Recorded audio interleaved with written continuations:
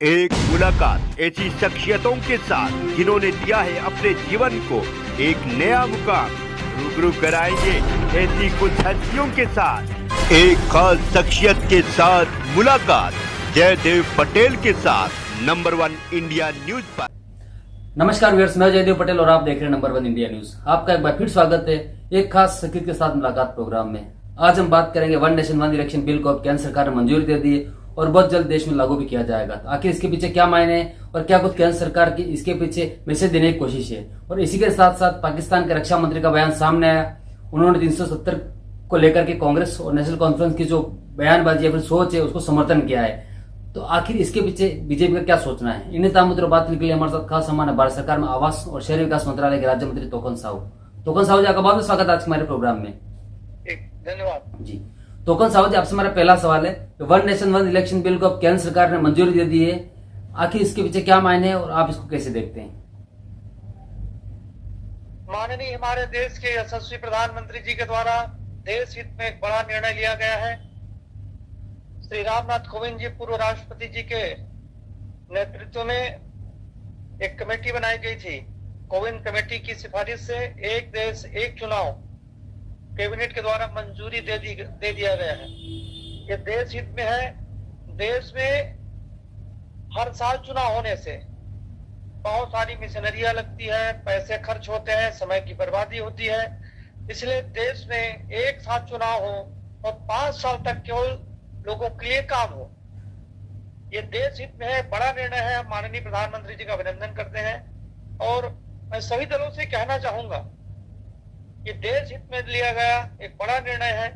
सभी दल इसे आगे आकर के इसे स्वीकार करें और एक देश एक चुनाव में इस भूमिका में सब सम्मिलित हो। जी तोकन साहू जी, लेकिन विपक्ष का इसका विरोध है और विपक्ष का ये कहना है कि भारत का संविधान और मौजूदा स्थिति को देखते हुए ये पॉसिबल नहीं है और कहीं न कहीं ये एक जुमला है बीजेपी की तरफ से। विपक्ष के पास देश हित में राष्ट्र हित में कोई मुद्दे है ही नहीं। वो राष्ट्र हित में कभी किसी बात को सोचते नहीं है, इसलिए उनको जुमला नजर आता है। एक साथ चुनाव होने से देश का पैसा भी बचेगा, समय भी बचेगा और 5 साल केवल विकास के काम होंगे। अभी आपने देखा होगा कि हर साल किसी न किसी प्रदेश में चुनाव होते ही रहते हैं जी। एक साथ चुनाव होने से विकास में और गति आएगी, आम जनता को और अधिक फायदा पहुंचेगा। जी तोकन साहू जी, पाकिस्तान के रक्षा मंत्री का बयान सामने आया और उन्होंने ये कहा कि जम्मू कश्मीर को लेकर के 370 का जो मामला चल रहा है उस पर बयान देते हुए ये कहा कि कांग्रेस की सोच और नेशनल कॉन्फ्रेंस की सोच जो है कहीं न कहीं पाकिस्तान को समर्थन करती है, पाकिस्तान की सोच को समर्थन करती है।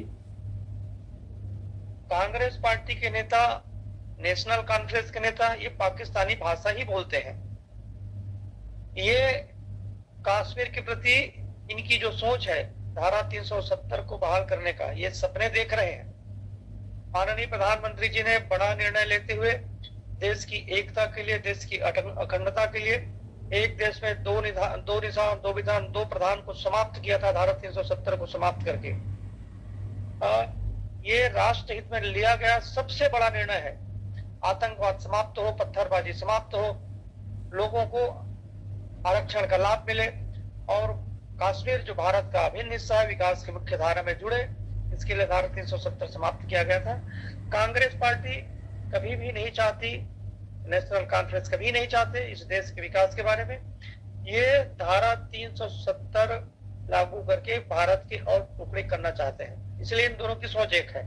जी तोकन साहू जी, आपसे मेरा आखिरी सवाल है कि दिल्ली के मुख्यमंत्री अरविंद केजरीवाल के इस्तीफे के बाद अब कहीं न कहीं जो आतिशी है उनको कमान दी गई है दिल्ली की, आप इसको कैसे देखते हैं? क्योंकि कहीं न कहीं सभी जानकार और कहीं खासकर बीजेपी इसका सवाल उठा रही है, ये कह रही है कि डिमिट डेमी सीएम है उसको प्रेजेंट किया गया है सोनिया गांधी के मॉडल को। चेहरे बदले हैं, नियत नहीं बदली होगी। जी तोकन साहू जी, अपना समय निकाला, बहुत बहुत धन्यवाद।